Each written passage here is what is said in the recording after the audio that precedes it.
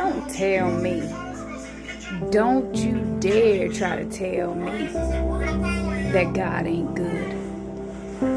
And don't you even dare try to come at me and tell me that God don't love you. That's why I'm here. That's why I popped up on your page.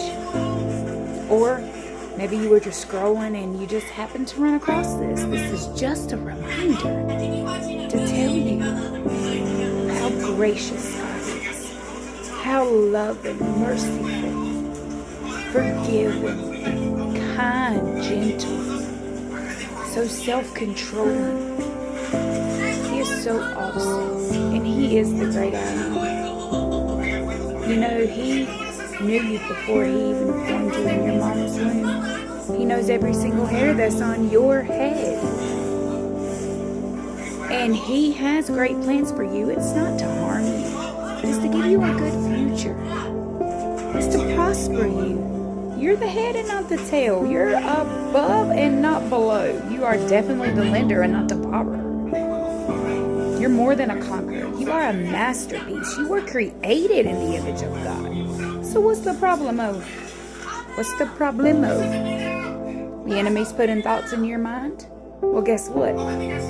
God gave you authority over that too. Put Him where He belongs.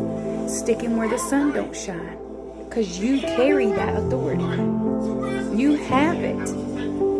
And if you didn't know, well, now you know. So just get in the Word so that you can learn God's character and hear from Him. So you can build an intimate relationship with Him so that you know how to fight. So that you can go read out of Ephesians chapter 6 how to put the body of armor on. So that you know that you can stand against this. It's not against, flesh and blood, brothers and sisters. But it's the stuff that you can't see.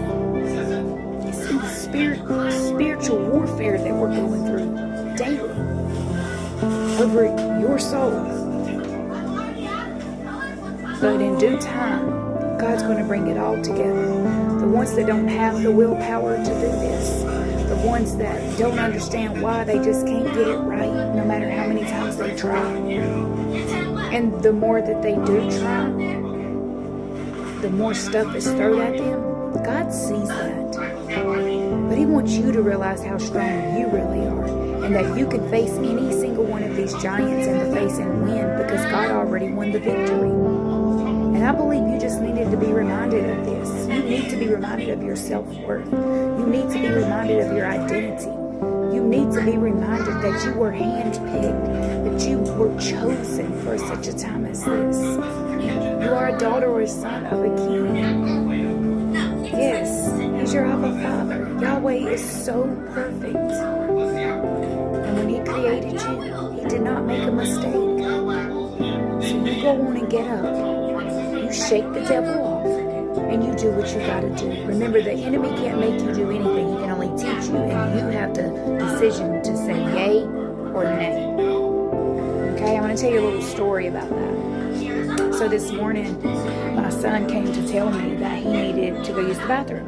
Now, he's old enough to go to the bathroom, doesn't have to be monitored or none of that. But he just lets me know everything he does. So he says, Mom, I gotta pee. I said, okay, son, go pee. Wash your hands when you're done. Flush the toilet. I always tell him just to remind him. So some time goes by, and I noticed that he did not come right out of the bathroom. Normally, it just takes him just a few to pee. I seen him walking through the hallway. I said, Tyreek, what took you so long, son? He said, well, Mom. He said, nothing. I said, no, come here. Come to me right here. Why was you in the bathroom so long? So then Silas looks at him and says, Tyreek, why is your hair wet? He said, my hair ain't wet. He said, what are you talking about? Tried to play us like we were fools, straight cuckoo, lying, manipulating. So finally I took him in there and I said, show me what you put on your hair. And he still wouldn't. He still would not show me. Hair had oily, sticky, hard. I knew he had all types of hair products in it. So he decided to go into my beauty closet, steal my stuff and go in it and do what he just wanted to do with what he wanted to do with his hair, and played me till he couldn't play me no more.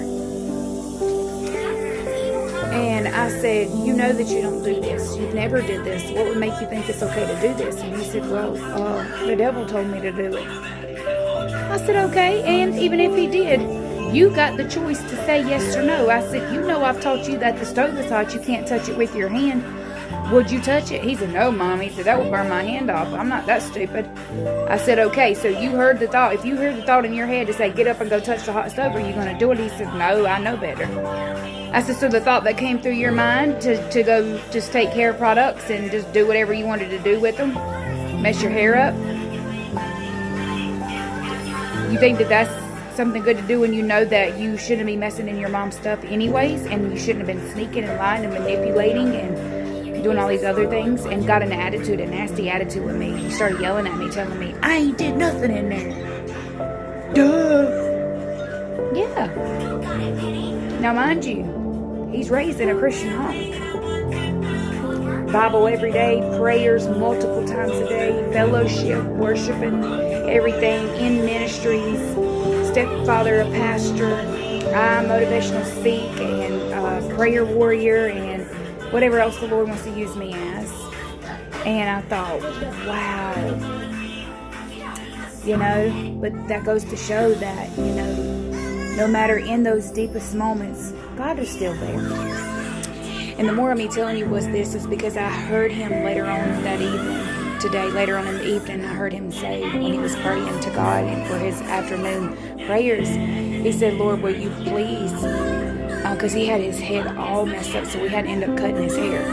And I heard him tell God, will you please not let my parents take me in public with all my hair gone? Please let my hair grow back. And I overheard him, so when he got done, I said, do you think God owes you something because you disobeyed?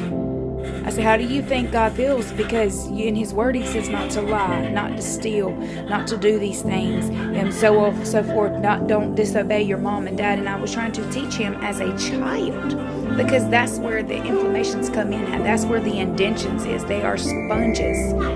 And so it's the same way with us. God does the same thing. Even when we fall, he's there to pick us back up. Even when man gets mad, like he blew me, my blood pressure went sky high. But he knew in his mind, no matter what he did to me or around me that he got in trouble for, that God was still going to forgive him. And in his mind, he thought that he could keep going on and doing it over and over. And I said, no, that's going to cause you to have a reprobated mind. And it's going to cause you to have a hardened heart. You cannot get the mentality of doing that. See, the enemy is starting with these children early. But that just was to make a point to you, to tell you, even as a child, the enemy can plant seeds in a child's mind. He can plant them in an adult's mind. But we have free will, and we know right from wrong. We do. And we have to start making decisions that's going to be pleasing to God. We have to start obeying. We just have to. But this just goes to show that what us as parents, how we have to be more attentive in these areas to make sure that the enemy don't wear and tear our kids out. And it's the same with God. Do you think he wants you to be done that way? No. So don't forget your identity. Even if he does tempt you, guess what? It's okay, because God gave you all authority to overcome it. But anyways, you guys have a blessed and wonderful night, and I hope you all have a blessed rest of your week. And when times get hard, if you have to, come back to this video just to be reminded. Because you are more than a conqueror. You're built for this. You may have to go through the middle, but you're going to come out on the other side.